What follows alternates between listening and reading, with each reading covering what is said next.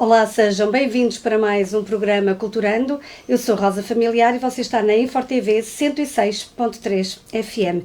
E hoje, a emissão diretamente aqui do estúdio da InforTV, tenho para conversar comigo sobre livros, como é habitual, José Amanhente, que chegou em 1979 faminto de vida.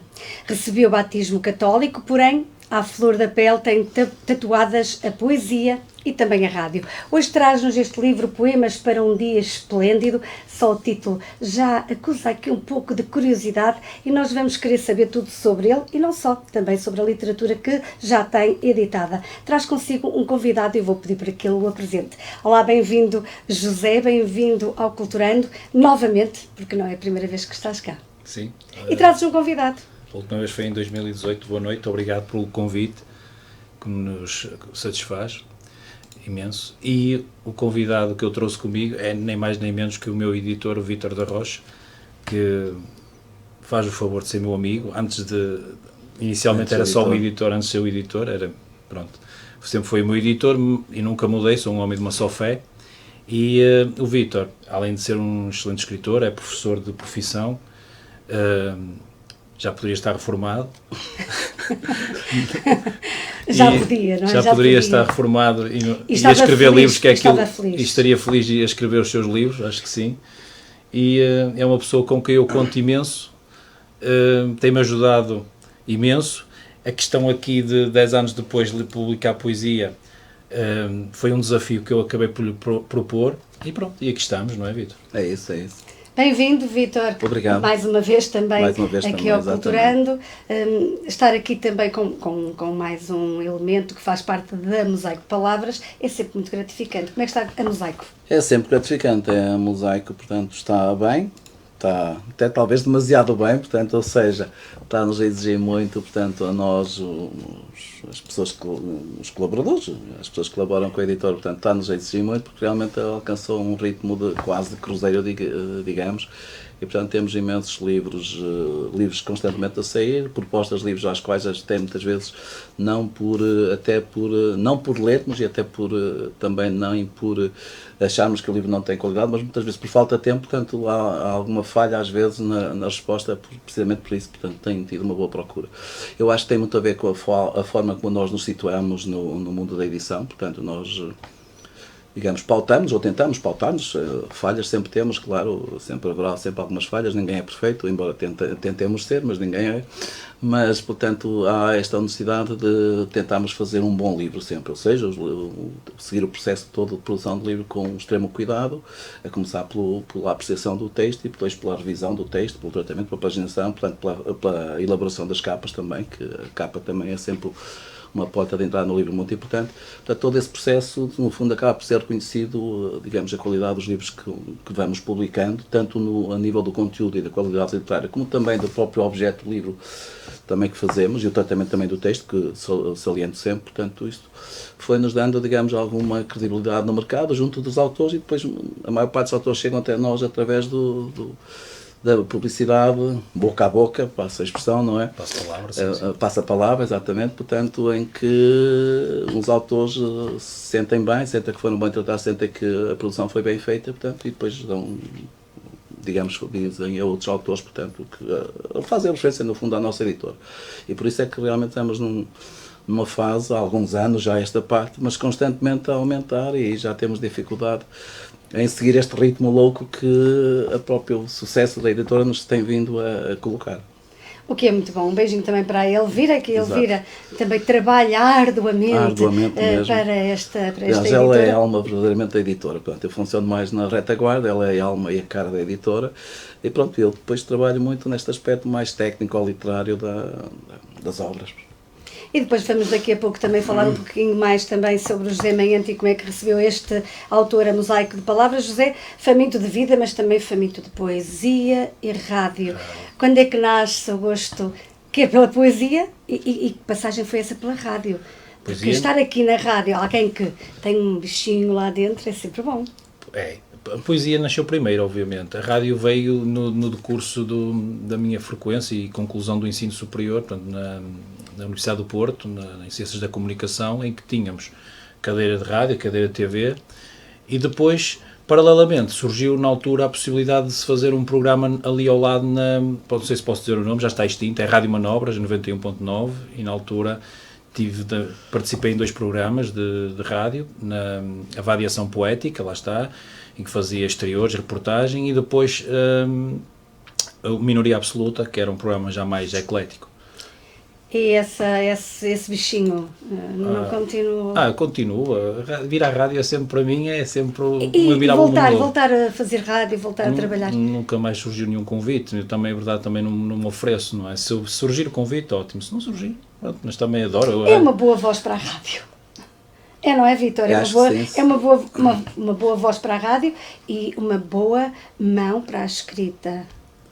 Exatamente, pronto, esta ligação entre a rádio e a escrita, e particularmente a poesia, mas o José Manete não é apenas poeta, portanto é também prosador, e também um bom prosador, embora eu acho que tendo mais para a poesia, mas é um excelente prosador. No fundo é a questão da literatura, não é? Portanto, a questão de pesar as palavras, de tratar bem as palavras e o que se escreve, não é? E na rádio, portanto, as palavras deixam de ser na escrita, é mais tudo oral, portanto, mas é comunicação. É comunicação, essencialmente o oral, não é? Através das ondas, não sei como é que se chama, as ondas. Espectro magnético. Mas não deixa de ser, portanto, alguém, digamos, traz esta vantagem, une estas duas capacidades, que é, portanto, alguém que está na rádio e que não é por acaso que ele falou em programas onde a vertente da literatura e da poesia estava presente, não é? Portanto, é sempre uma vantagem ter estas duas valências, estas duas capacidades. José, é muito interessante porque sonha ainda com a sua amada pátria Portugaliza. Explica-nos lá, isto é aqui patriotismo, é com o regresso de São Sebastião numa manhã de nevoeiro, isto é aqui surrealismo, não? Isso é a minha vertente sebástica, eu sou sebastianista, sempre fui, sempre me assumi. Sempre, não sei, não é pela vertente se calhar messiânica, mas que Portugal precisava realmente de alguém. Aliás, todos nós somos sebastianistas e bocadinho, não é? E somos Dom Sebastião, porque no fundo queremos o melhor para o nosso país, no fundo é isso. Ficámos todos perdidos naquele eclipse da identidade nacional, aquele ano de 1578. Exatamente, ficámos todos perdidos aí. Sim. E andamos estes séculos depois todos a assinar o que podia ter sido. Existindo Dom Sebastiões, vão aparecendo por aí, não é? O Ronaldo é um deles, já nos salvou a pele, não é? No Europeu de 2016, por aí fora. E é isso. E portanto, em relação portanto, à Portugaliza, é uma pátria que não é sonhada só por mim, porque eu, como tenho sangue minhoto e como tenho a vizinhança galega... E os galegos têm uma paixão, não é? Sim, somos assim, não é? É completamente uma ligação. Então é assim, não é? É mesmo. O próprio João Verde, às portas de Monção, tem aquelas quadrinhas, não é? De Galiza e Portugal, não é? Exato. Que os pais, não é? Que eles quiseram casar, a eterna namorada de Portugal, só que os pais não autorizam o casamento. E eu sonho ainda, mas claro que não vai ser para o meu tempo de vida, que é uma pátria desde Ferrol a Faro. Até Faro. Era aquela faixa que gostei, mas isso... Não será. Não será na nossa vidinha, de certeza. Mas os galegos também anseiam por essa união, no fundo, de Galiza, Portugal, sermos todos um só, um povo único. Sem dúvida. É mesmo de coração. Eu até tenho assim uma certa afinidade com eles, até acho que eles têm alguma razão. Podíamos ser todos um só, não é? Sem dúvida, e o nosso português são deriva mesmo deles. As contingências da política. Sim, o nosso português deriva deles. O professor Rodrigues Lapa tem isso, não é? Mais do que desenvolvido em teses, não é? Por isso... Está estudado. Está estudado, não é? Está estudado. E vamos continuar porque Fragmentos Noturnos foi o primeiro livro que surgiu. Este aqui. Esse aí. Fala-nos um pouquinho, como é que nasce essa escrita? Isto foi o primeiro Lamiré. Pronto, eu na altura tinha os meus 28, 27, 28, já então, tinha o gosto pela escrita e publiquei em edição de autor numa gráfica do Minho, que é a Mota e Ferreira, que é o senhor Mota é um indivíduo fantástico, que sempre me ajudou também, paralelamente aqui à Mosaico. E na altura publiquei esta obra, abalancei-me a 700 exemplares, e pronto, e o certo é que praticamente também já estão todos, só me sobrarão cerca de 40 unidades, edição de autor.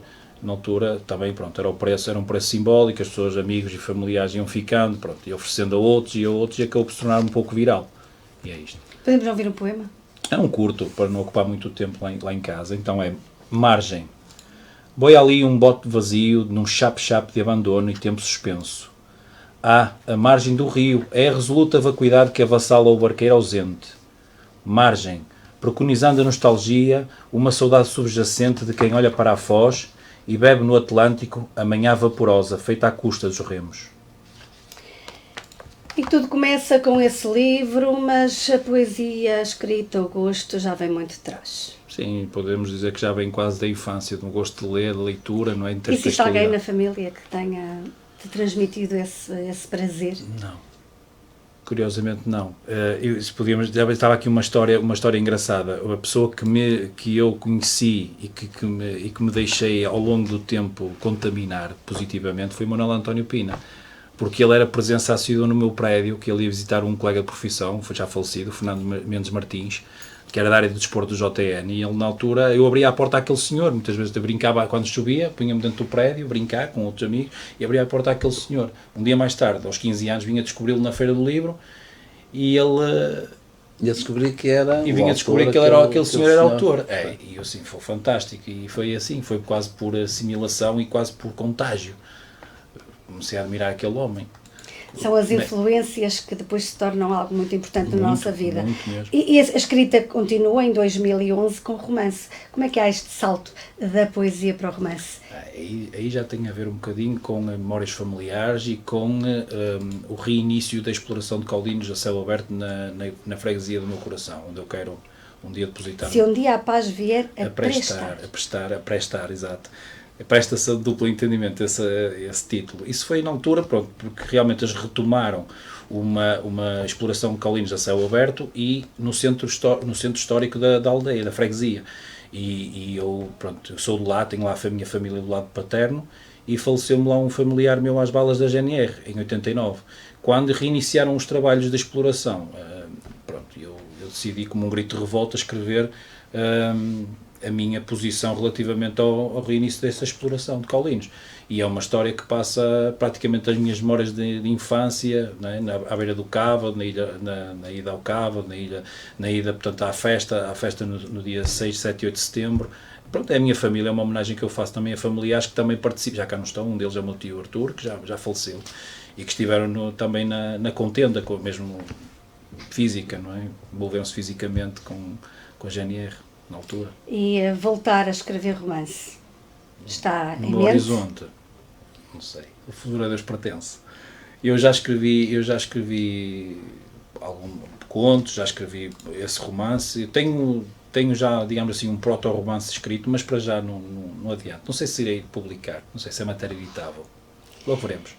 Mas a escrita continua e continua, agora sim, já com a chancela da Mosaico de Palavras, surge aqui o Outro Rosto de Pedra, um livro de poesia. Como é que saltas aqui então para uma editora? Havia necessidade já de consolidar a literatura que escrevias? Primeiro por uma questão de logística, porque o autor, estamos a falar, o autor sozinho é uma ilha, para começar, não é? O autor sozinho não pode publicar um livro, pode publicar dois, mas depois há um momento em que já não tem mais campo para caminhar, não é? A Mosaico vem pela mão de um caríssimo amigo nosso comum, que é o Jorge Vieira, que está, pronto, cuja doença... E também nosso autor. E nosso autor, exato, é o vosso autor da Mosaico também, claro que sim. E que me disse, olha, queres vir publicar com o Mosaico? Eu falo lá, levas o livro que tens a publicar, eles vão avaliar. Se interessar, publicam. Se não interessar, também dizem logo que não vale a pena. E começou esta história de amor desde 2011 com o Mosaico. Já publiquei aqui, é o 4º livro, talvez que publique, sim. E como eu disse no início, eu sou um homem de uma só fé e, portanto, eu acredito sempre na equipa canha não se mexe. É melhor, é assim, atualmente... Aliás, esse livro está esgotado. Está esgotado, é a capa Luís Mateus, de um amigo também músico e agora lista. Não há. E foi graças ao Jorge Vieira que em galerias... Já agora eu vou-te pedir só para tu me mostrares esse livro, para eu poder mostrar lá para casa, que está esgotado, não é? Não tenho. Não tens cá? Não tenho. Nem um exemplar teu? Nem um exemplar. Isto é fantástico. Não. Poderá haver aí algum amigo que o tenha, o Luís Mateus, que foi agora Fica aqui o repto para se alguém tiver o livro, porque que normalmente o autor fica com o livro, não é? Desapareceu de sua casa, não é? Não sei o quê. Aqueles anúncios da PJ, não é? Exatamente. Vamos procurar o livro O Outro Rosto da Pedra, porque ele anda desaparecido e precisamos de olhar para ele e ver um pouco que poesia que lá está. Da terra e da água, esse existe. Esse existe, está aqui. Esse está aí. Eu vou-te pedir para que eu mostre lá para casa de uma forma mais visível. Esse é uma aguarela de... Temos uma capa bonita.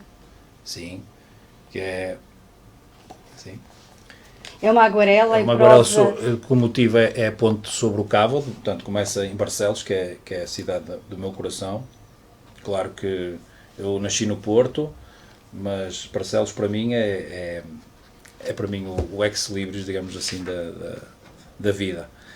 E a quem agradeço também os apoios que me vão sendo dados, porque dependo muito de apoios, e o Vítor sabe disso, não é?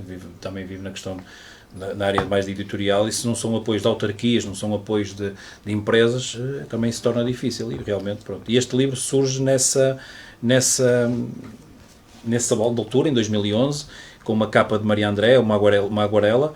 Ela retira os motivos urbanos e deixa só, portanto, a fortaleza de Alcaide de Faria e a ponte medieval e o moinho de água. Portanto, aqui passa o Cávado, que é o rio da minha vida. Podemos ouvir um conto? Podemos um conto, um excerto, talvez, de Barcelos, não é, por exemplo. Mas podias dizer que esse nasce de uma viagem que fosse sim, é uma volta a Portugal, sim. É uma coletânea de vários contos, é uma volta a Portugal em literatura, são 25 contos.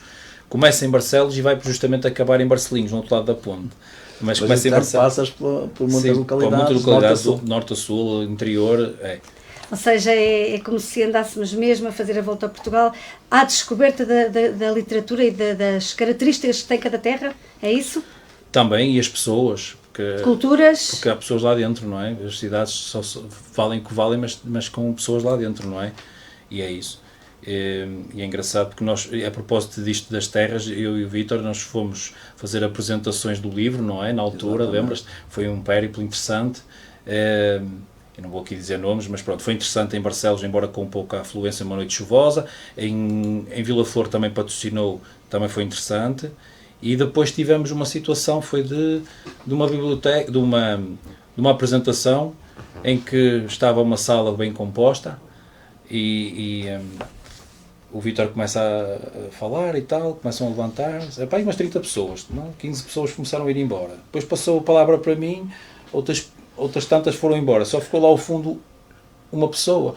E eu assim, Vítor, se calhar é melhor lá ir agradecer à pessoa. Eu disse, é o mínimo que se pode fazer.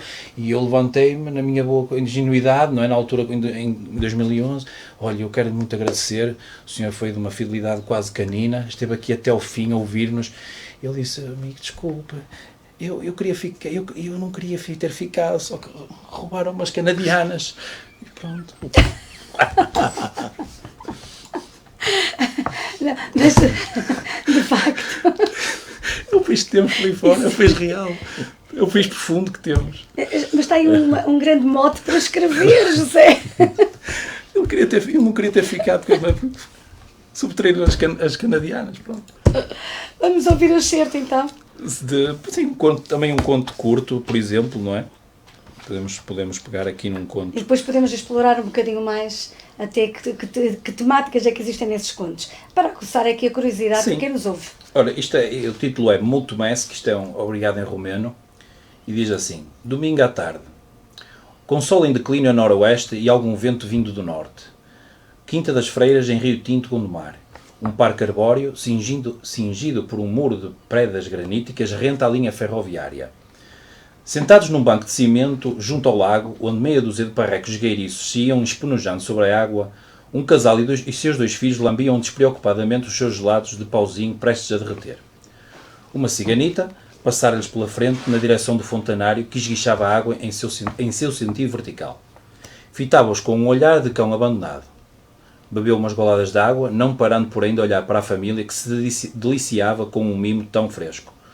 O seu rostinho sujo, os cabelos desgrenhados e a roupa amarrotada, provavelmente por dormir no chão, aludem vagamente aos quadros do grande pintor, o mestre Adelino Ângelo, naqueles seus célebres retratos da vida nómada. Pé ante pé, foi-se aproximando daquela família sem nada dizer ou pedir. Não era pela esmola que a miudita ali se detinha. Era o gelado. Era o frescor doce que lhe fazia crescer água na boca e porque a mãe daquela família não tinha um coração de gelo, estendeu-lhe a mão, oferecendo o gelado ou talvez um pouco do seu coração de mãe.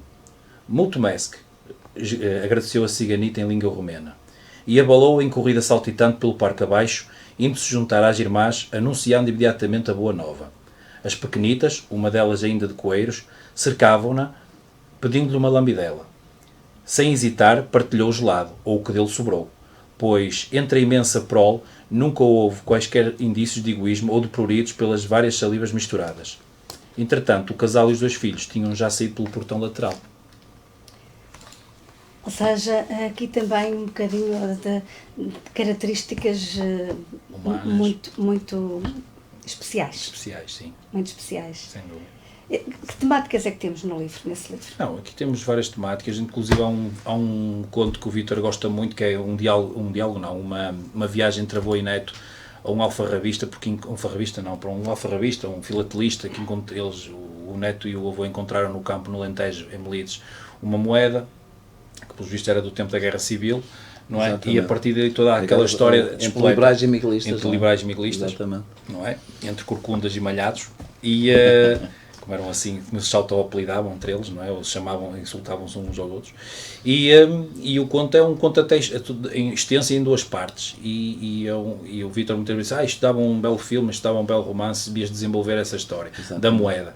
Realmente a moeda, o Vítor põe aqui assim uma informação que é assim, e há o magistral do avô neto alentejanos que, tal como os autênticos antepassados, ainda querem ver o verdadeiro valor de uma moeda, mais do que aqueles que a trocaram pelo diabólico e castrador euro.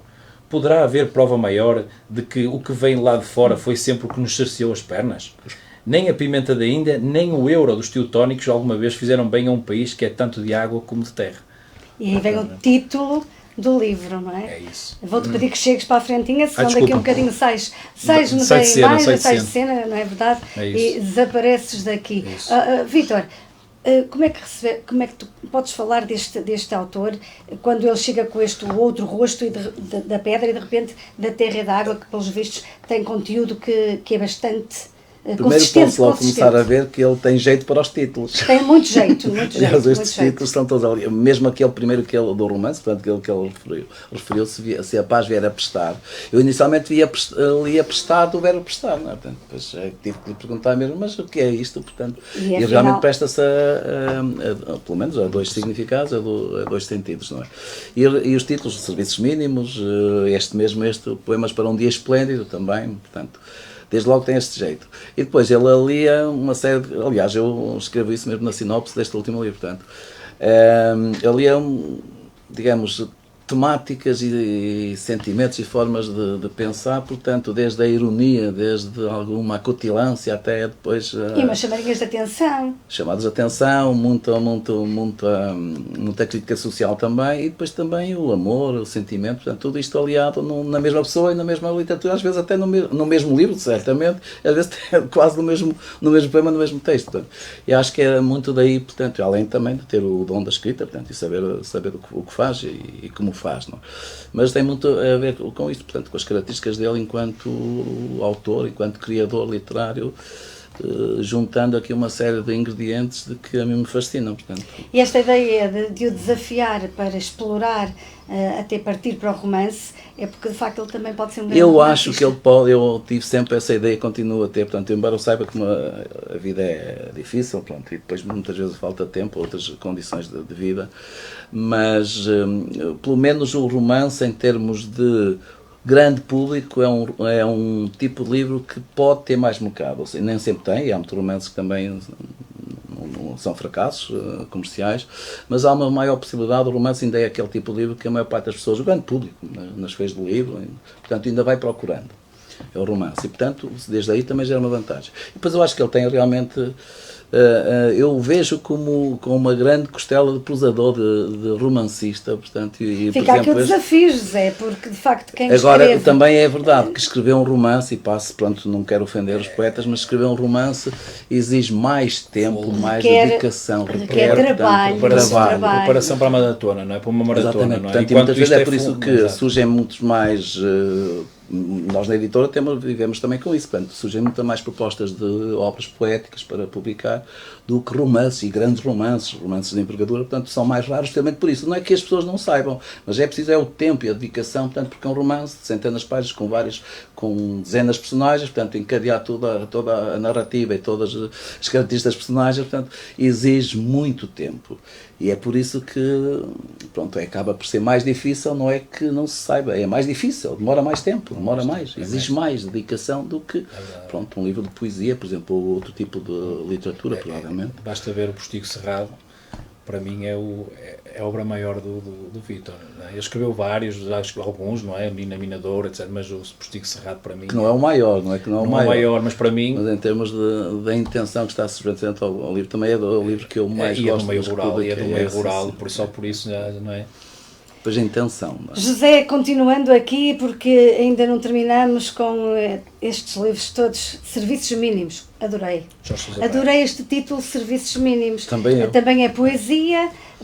Já agora, porquê Serviços Mínimos? Isto ainda por cima em poesia. Em poesia, pronto. Se é os Serviços Mínimos, isto foi uma proposta do Jorge Sousa Braga, também faz o favor de ser meu amigo, maturar alguns anos de devaneios poéticos, e na altura ele entendia que Serviços Mínimos era um título rápido, fácil de assimilar e depois assim, dá a ideia que ali dentro está uma síntese de algumas coisas, mas é um bocadinho, também tem alguma profundidade, não é?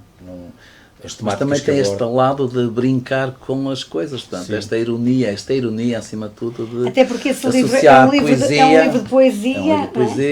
Esta expressão mais prosaica de serviços mínimos, que nós associamos às guerras políticas, ou as greves sindicais, e o Vítor faz o prefácio justamente deste livro, não é? Exatamente. E eu disse assim, faço uma citação do Código de Trabalho, não é? Que eu digo, a definição dos serviços mínimos deve respeitar os princípios da necessidade, da adequação e da proporcionalidade. E ainda põe uma nota em rodapé. Os textos contidos neste livro podem conter linguagem ou imagética suscetível de ferir a sensibilidade dos leitores mais incautos. Pronto. E lá voltamos ao principal agradecimento aos patrocinadores e amigos, não é? Porque são sempre os mesmos, não é? São sempre os mesmos patrocinadores, felizmente, e amigos que me acompanham há tantos anos como a Mosaico de Palavras. José, eu sei que esse livro vai dar o salto agora para o Poemas, para um dia esplêndido, que é o teu último livro que está agora, que vai ser agora apresentado também na próxima quinta-feira, não é? Sem dúvida. Podes inclusive falar um bocadinho disso, o horário, o local da apresentação deste livro. Sim, vamos fazer a apresentação no próximo dia 24, às 16 horas, na Maternidade Júlio Diniz, no auditório António Francisco dos Santos, que foi Bispo do Porto, portanto, e recebi, como era um benemérito da instituição, e foi justamente atribuído esse nome ao auditório, portanto, no piso 1. Vamos ter música, vamos ter presença de poetas que vão dizer poemas, declamar poesia, portanto, José F., uma delas também será a Gabriela Sá, que esteve aqui recentemente, o Jorge Vieira, o João Pessanha, etc. Conto com a ajuda do Vítor e espero ver-vos lá. Futuramente, vamos ter também, depois mais lá para a frente, um mês depois, 24 de novembro, isto também já está confirmada essa data, regresso a casa ao Rancho Folclórico das Telheiras, em Barqueiros, Barcelos, que é uma terra, como eu digo, eu nasci no Porto, mas é por lá que irão os meus restos mortais um dia, se Deus quiser, que é isso que eu quero, desenhos, que é lá que estão lá os meus familiares do lado paterno, é isso que eu quero. E pronto, e é isso. E não quero ser o Pedro Homem de Melo, não é? Mas o Rancho Folclórico, o senhor estava com... Quem me estendeu o convite ficou assim um bocadinho receoso que eu fosse declinar. Eu disse, não se deve negar as nossas raízes folclóricas, isso é a nossa identidade, não é? Pedro Homem de Melo era presidente honorário do Rancho Folclórico Portoselo, não é? Queria escrever uma carta e faltava-lhe o selo, não era? Uma coisa assim, não é? E isso é muito importante, deixar bem frisado aquilo que é a nossa essência e de onde é que nós vimos, não é? Exatamente. Vamos ouvir então excertos de serviços mínimos, um poema curto, sim, pode ser uns poemas curtos, não há problema. Então, ora então, dada a hora, não é uma hora chata. Ora, ardor. Os dedos ou o caminho sinuoso até uma nascente úmida. Os dedos ou este ardor sequioso percorrendo os flancos? Os dedos ou a pele ao rubro? Dois corpos que se falam em solavancos. Quero um poema. Quero um poema novo, musical e pagão. Quero um poema que fique no ouvido do povo e percorra pelas ruas como um pregão. Quero um poema, apenas um, e que fique para sempre no vosso coração.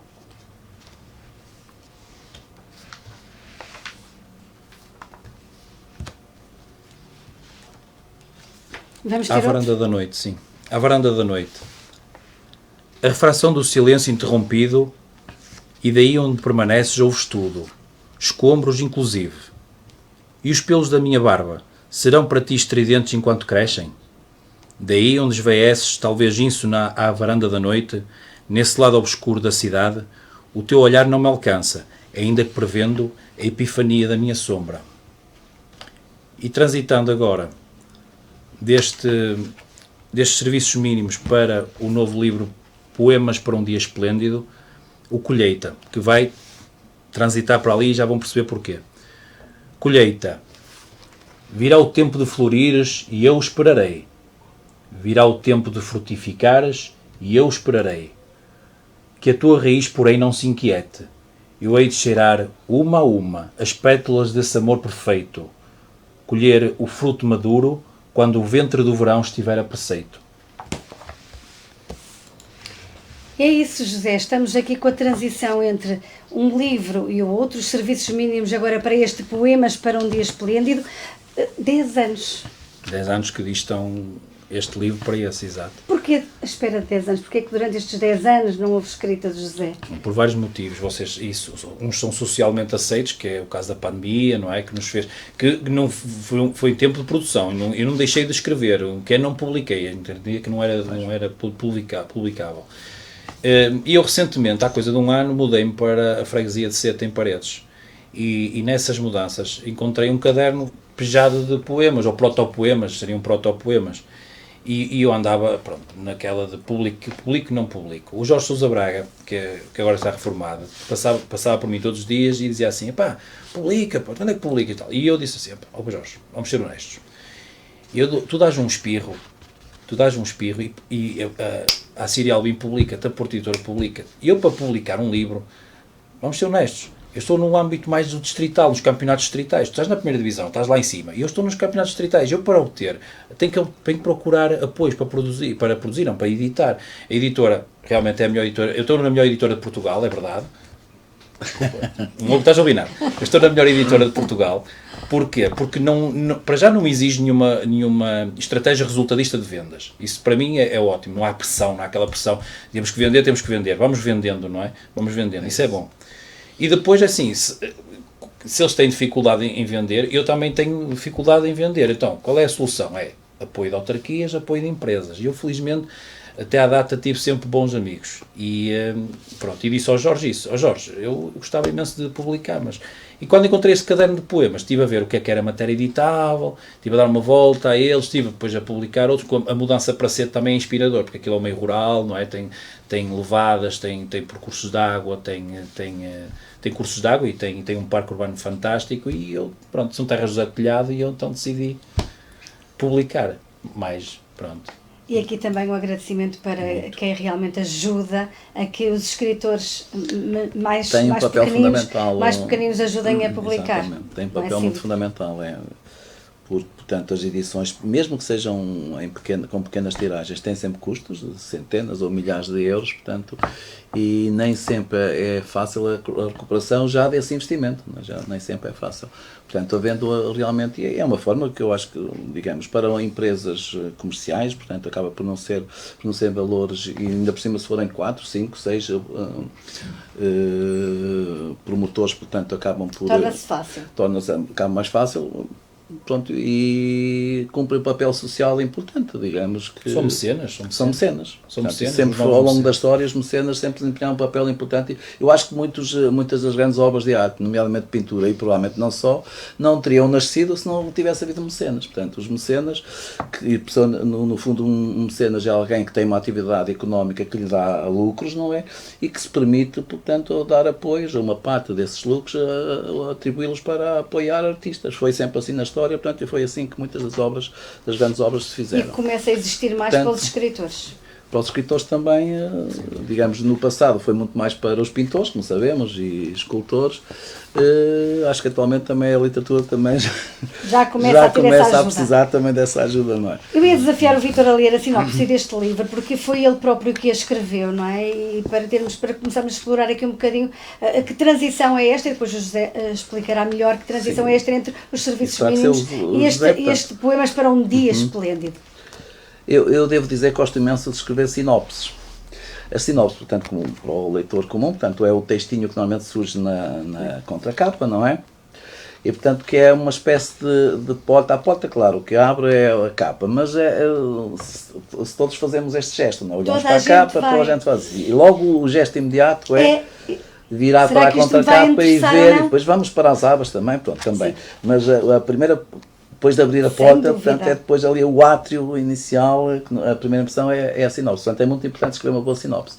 Eu gosto particularmente de fazer, porque no fundo, depois de ter lido os livros, não é, todas as obras que publicamos são lidas por mim, portanto eu leio-as todas, ainda que algumas não acabem por não ser publicadas, portanto já pode-se dizer que são centenas e centenas de obras que leio.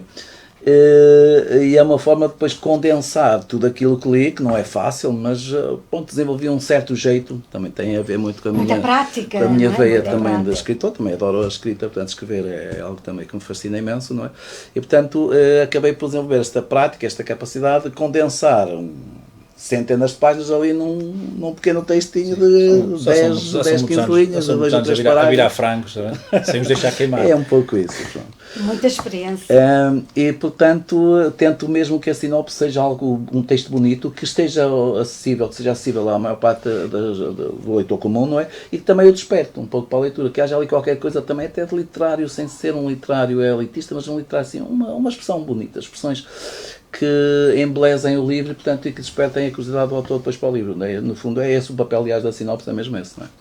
Pronto, neste caso, eu nesta sinopse que escrevi para o Poemas para um Dia Esplêndido, do José Manhã, portanto, eu podia ter escrito quase para todas as obras dele, porque, no fundo, condenso aqui, não apenas este, mas muito do que, aliás, que eu já disse, do que ele é enquanto um criador, um autor. Portanto, ele desenvolve, ele apresenta todos os... É melhor ver. Portanto, é uma poesia com quase todos os sabores que existem à face da criatividade poética. Quase todos os sabores. Triste e alegre, irónica e inocente, natural e sofisticada, rude e suave, desassombrada e prenhe de ilusão. Quase todos os cambiantes que se podem encontrar numa obra poética os encontramos neste Poemas para um Dia Esplêndido, em que o próprio título, tal como a imagem da capa, nos surpreendem pelo insólito de aliar a claridade de um dia esplêndido, num prado verdejante de antanho, com a neblina e a subjetividade que habitualmente fazem brotar em maior profusão a poesia. Pronto. Portanto, é a própria imagem, escolhida também pelo José. Portanto, aqui só houve o mérito, nossa editora foi de tratar a imagem e dar assim todo este enquadramento final, mas a imagem em si foi escolhida pelo José. E achei, digamos, que estava uma imagem perfeitamente adequada para o título também. Um Dia Esplêndido. E o próprio título e a imagem nos deixam logo sorridentes. Claro, depois os poemas dentro também, alguns não tanto, portanto também... Lá está, depois dentro tem todos os sabores. José, porque este título quiseste dar no meio de tudo isto que agora o Vítor disse, não é? O triste, o alegre, o irónico, o inocente, tudo isto. Todos esses ingredientes. Mas o título é todo ele positivo. Positivo, como se fosse uma prescrição de uma receita. Agradeço à minha amiga Raquel Alberic, tenho que ser honesto, porque assim, inicialmente eu tinha por ideia que era O Dia Esplêndido e outros poemas. E ela disse, e por que não o contrário? Inverte lá isso. Porque é que não pões, por exemplo, poemas e um dia esplêndido? E eu disse, então, por que não poemas para um dia esplêndido? Eu disse, pronto, já está, em 2 minutos. E foi assim.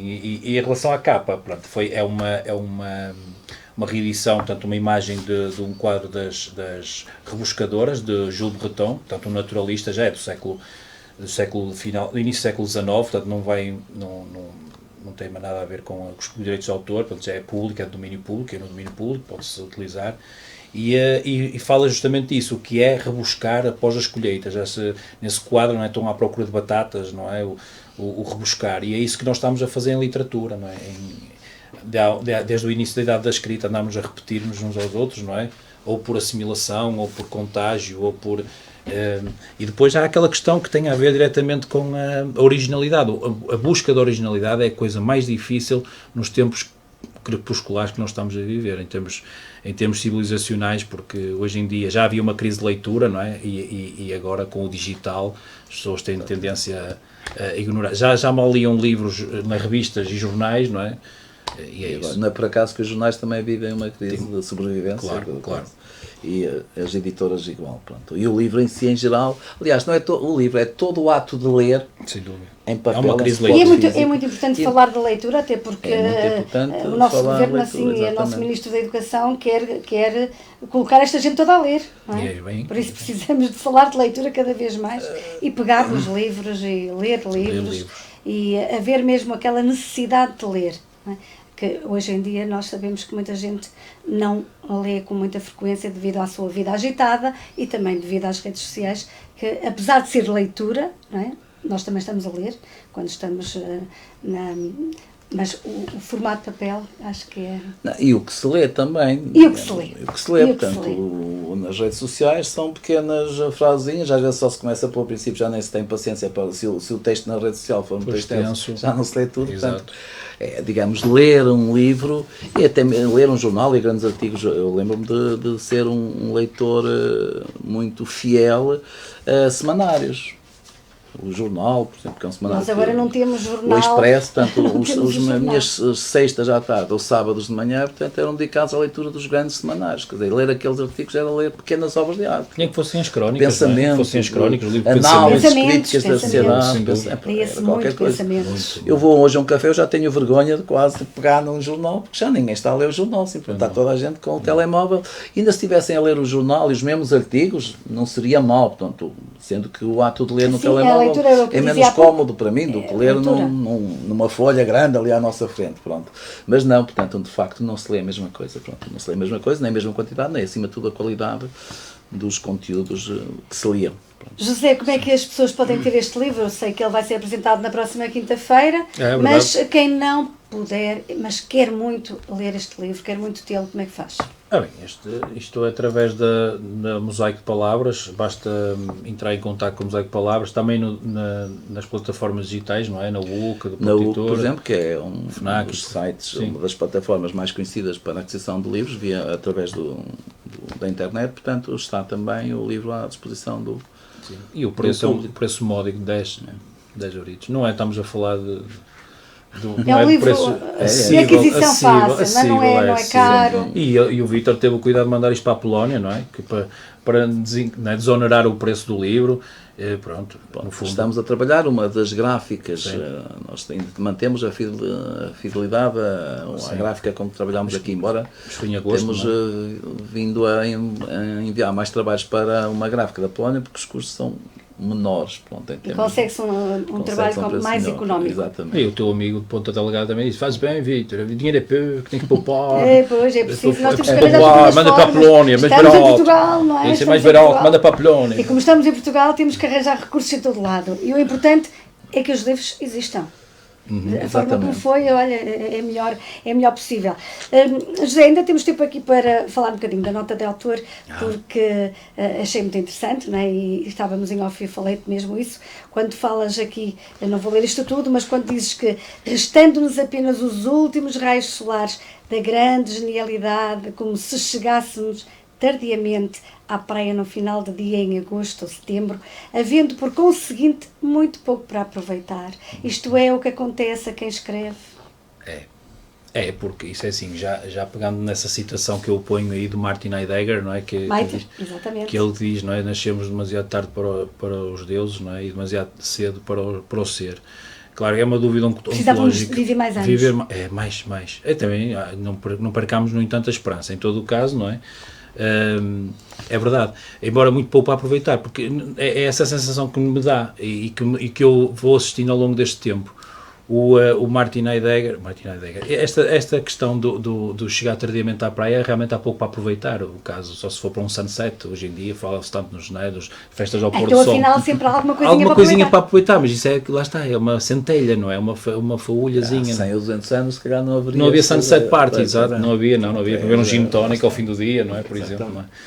Mas, no fundo, depois também dizes que cabe aos autores contemporâneos, sem tabus ou preconceitos, assumir o papel de extrair, de rebuscar o que sobrou nos campos após as colheitas, nas obras dos mercados livreiros, dos alfarrabistas, nos restos dos caixotes e contentores do lixo literário. Claro. Ou seja, captando tudo aquilo que os outros se escusaram a ver. Sem dúvida. E publicar, inadvertivelmente, deixando para trás, servindo de lastro residual às gerações vindouras.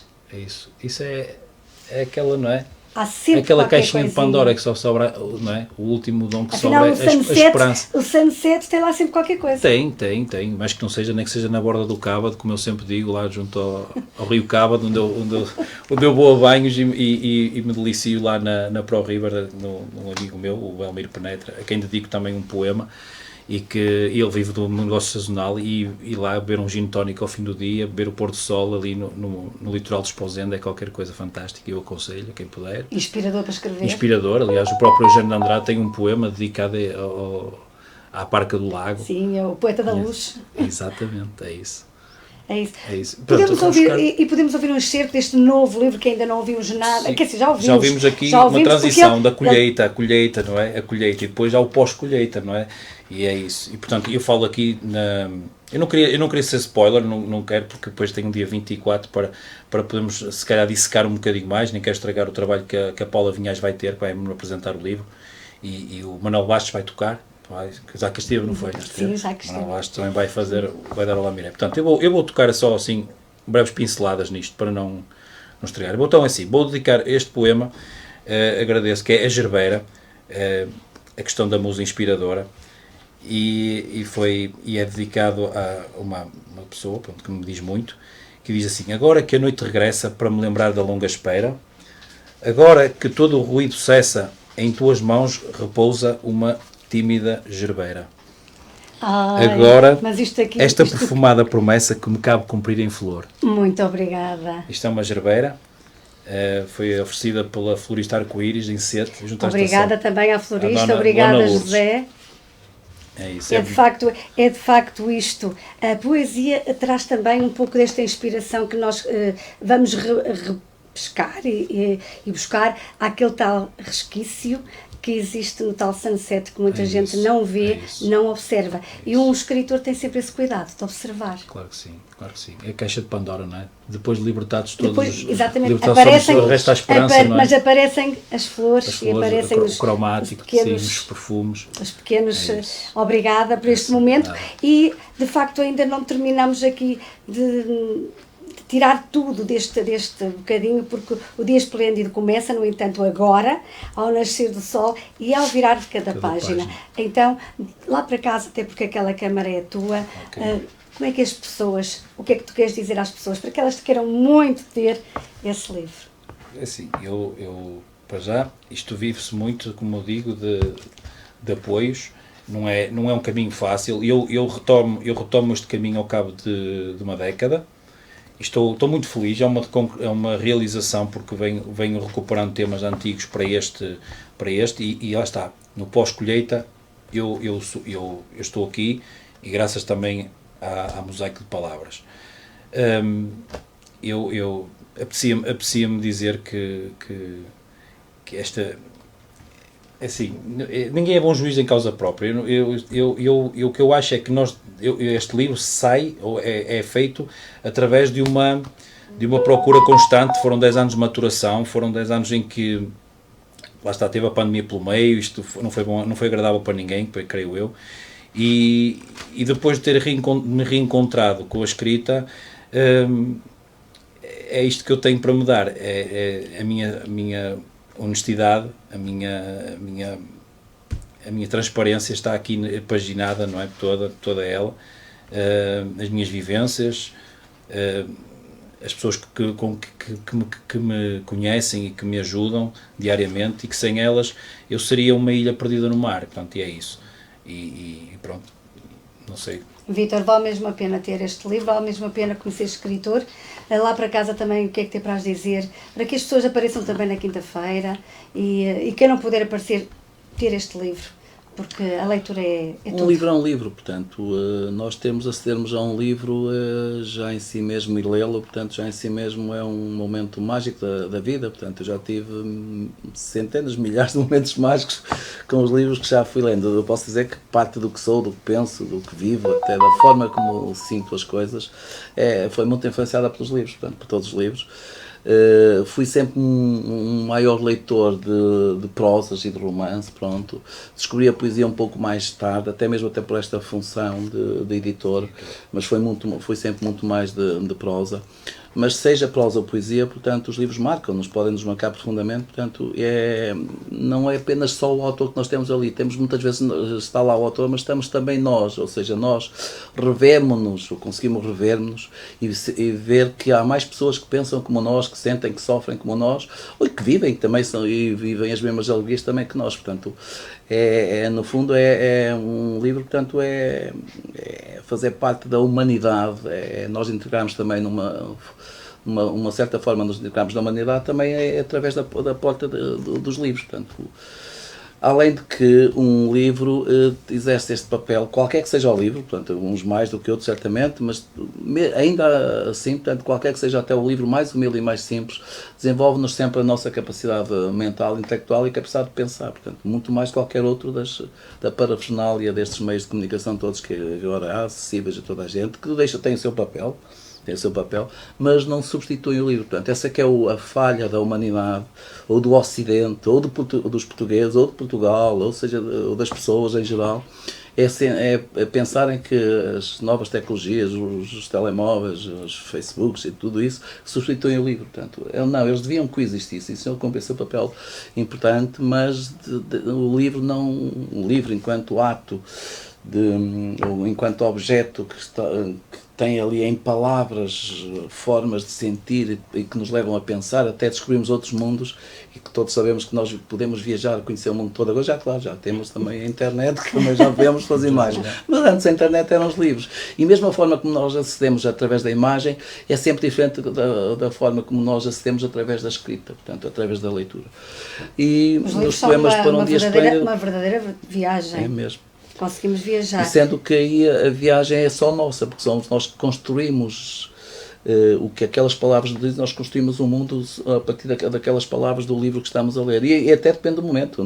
Hoje construo de uma maneira, e se eu ler o mesmo livro que já me aconteceu, já li livros, alguns livros já os li 5, 10 vezes, e em momentos diferentes da vida, e portanto a viagem que fazemos já é diferente. O mesmo livro já nos proporciona uma viagem diferente noutra época, passado uns anos, passado algum tempo. Este poema para um dia esplêndido, pronto, é mesmo isso que nos pode trazer, traz-nos um dia esplêndido, portanto é mesmo... Cada poema que se lê realmente traz-nos um dia esplêndido, porque hoje já tive um final de dia esplêndido, porque recebi esta Gerbera, e realmente são estes momentos que nos trazem um sorriso, não é? Ele tem esta qualidade, portanto, de nos fazer realmente sentir bem, lendo, mesmo que a gente sinta aquela e qualquer ironia. A ironia também é engraçada, faz-nos sentir bem. É um condimento, é uma pimentinha, é um bocadinho de sal. A pimenta à vida, quer dizer. Faz-te rir da forma. Não é só o sentimento, amor, não só isso também. Às vezes é. Este livro pode ser lido por que idades? Tem assim alguma idade específica? Qualquer basta jovem, saber ler. Até as crianças podem ler, não é? Podem. Até as crianças. Alguns, pronto, aceder ao conteúdo e ao que está. Portanto, alguns são intimistas, não é? Se calhar mais para um público adulto, não é? Exato. Não são pornográficos, atenção. São intimistas. Mas pronto, vamos pôr ali a adolescência. Sim, uma adolescência, sim. Já vão entendendo melhor as situações. Sendo que nós, aliás, acho que era o Aquilino Ribeiro, se souber que dizia, mesmo até na escrita para a infância, ele dizia que o livro deve estar um bocadinho sempre acima da sua idade, da idade da criança leitora. Desenvolva, para né? desenvolver Sobre saltar o patamar, não é? Sim, para desenvolver. Ele faz esse papel, e era o Aquilino, o grande Aquilino, que agora já ninguém fala, mas era um grande Aquilino, provavelmente um dos maiores criadores literários e pesadores de Portugal, infelizmente esquecido. Saiu de moda. Mas as modas em Portugal, então, com as modas na democracia, portanto, acabaram por eliminar muito pessoas que fizeram a história em Portugal. O Aquilino foi um deles, o Aquilino Ribeiro. Concordo. José, projetos futuros, o que é que existe por aí na manga? Estes poemas para um dia esplêndido, para usufruir, para vivenciar, para absorver, para se perceber que realmente depois de uma colheita ainda há alguma coisa para extrair. E talvez vai lá para a frente, mas não lá está. Como a editora que é, não me impõe prazos, nem me impõe estratégias resultadistas de vendas. Portanto, vamos para já focar-nos neste Poemas para um Dia Esplêndido. Futuramente, talvez venha a satisfazer aqui a vontade do Vítor em publicar um romance, mas tem que me preparar bem para a maratona. É uma maratona, de facto. Tem que preparar bem para a maratona, não se pode pedir a um atleta de 300 metros, um velocista pedir-se já uma maratona. Logo 40 km assim de uma vez. Exato. É preciso treinar muito. Treinar muito, ganhar fôlego, não é? Exatamente. Para aguentar essa pedalada. Mas vamos ficar à espera, não é, Vítor? Sim, porque tem a base, digamos, o físico para isso tem, o físico, o intelecto para isso tem, portanto, agora tem que preparar-se para essa maratona mesmo, portanto, isso, porque realmente é diferente. A forma como nos posicionamos perante uma poesia, perante um romance, a escrita é diferente. Portanto, e sempre na Mosaico de Palavras. Enquanto eles me quiserem, é na Mosaico que eu publicarei. Pronto, temos aqui Desde 2011 não consigo. Não muda de clube. Não, porque é a minha casa, no fundo é um pouco a minha casa. A Mosaico faz-nos sentir bem, e não sou o único autor da Mosaico a dizer isso, penso eu, não é? Obrigado. Felizmente sim, não, também. porque aqui para quem não se mexe. Também é importante, não é? Haver aqui uma empatia com quem se trabalha para que resulte, não é? Para que resulte. Porque antes de sermos autores, antes de sermos editores, melhor dizendo, somos também autores, portanto, a gente estamos sempre neste entendemos muito bem como é que funciona, papel, não é? Portanto, a cumplicidade é mais fácil a nascer quando nós também já temos esse papel. Sim, também. sem dúvida. Bem, nós estamos na reta final mesmo, nos últimos minutos. José, vou-te desafiar a que tu escolhas um poema para fechares o programa. Vai fechar contigo a ler, não é? Entretanto, vou pedir ao Vítor que se despeça dos nossos ouvintes, que relembre novamente a editora. Quem quiser também editar com a Mosaico, o que é que pode fazer? Muito bem, portanto, a editora, o nome da editora é Mosaico de Palavras, editora. Nós temos o nosso site e temos, portanto, o e-mail é geral@mosaico-palavras.pt, portanto, recebemos, não diria diariamente, mas todos os meses recebemos bastantes propostas de originais para publicar, portanto, estamos abertos, lemos, a promessa que fazemos é que nós lemos mesmo todos os originais, e depois, pronto, avança-se ou não. Depende de muitas circunstâncias a publicação depois, ou concluir a publicação de uma obra, mas que as lemos e que recebemos com todo o gosto originais, sim. Obrigada, Vítor, por este momento aqui. José, eu também te vou pedir para que tu digas lá para casa aquelas palavrinhas mágicas para que toda a gente apareça também na quinta-feira, antes de fechares com o teu poema. Sim. Antes de uma nota prévia, eu gostava de realmente agradecer primeiro aos patrocinadores, porque sem eles realmente esta hora não iria ver a luz do dia. Eu agradeço realmente não sei se posso falar de marcas, portanto, agradeço realmente à minha prima, da Funerária Pátria, me ajudou, do grupo Servilusa. Já agradeci à dona Lourdes da Florista, agradeço também à Casa Nova Seguros de Barqueiros também, e à Pro River, em Esposende, de Barca do Lago, e ao Gordo da Fruta, a frutaria que também o Vítor é cliente, pelos vistos, é Boa Fruta, em Baguinho do Monte. Ou seja, são em sítios dispares, mas que são pessoas que me acompanham desde 2011, têm-me ajudado muito e a quem devo muito, e nesta fase, 10 anos depois, seria improvável eu ir a publicar novamente, e eles acolheram muito bem e disseram assim, não, vai para a frente com isso, publica, nós cá estaremos, estamos cá para te ajudar, não podemos prometer mundos e fundos, são empresas pequenas, claro, mas que têm fibra, têm garra e graças a Deus que existem. Conto com vocês no próximo dia 24, às 4 horas, na maternidade de João Diniz, para termos uma tarde excelente, bem passada, com música e com poemas. E vais escolher Vou então finalizar. vais escolher então o teu poema, enquanto o José escolhe o poema. Eu também me despeço de vocês aí em casa. Volto na próxima semana com mais um convidado, com mais um Culturando, com mais momentos muito interessantes. Se quiser estar connosco é muito simples, culturando2015@gmail.com. Agenda a sua entrevista e vem aqui conversar comigo durante uma hora, à terça das 20 às 21, com repetição à quinta no 106.3 FM, à mesma hora. E agora fiquem com José Manhente. Meu silêncio, teu espanto. Ainda que o meu silêncio atravesse o dia inteiro, ainda que a minha voz seja como este sol que rompe entre o nevoeiro, lembrar-me-ei para sempre de ti neste dia. E certamente o sorriso regressará a cada canto dos teus lábios. Para ti, este novo canto, sem filtros e sem subtilezas, porque, apesar desse teu espanto, foi no campo das tuas dúvidas que eu semeei as minhas certezas. Obrigada a todos.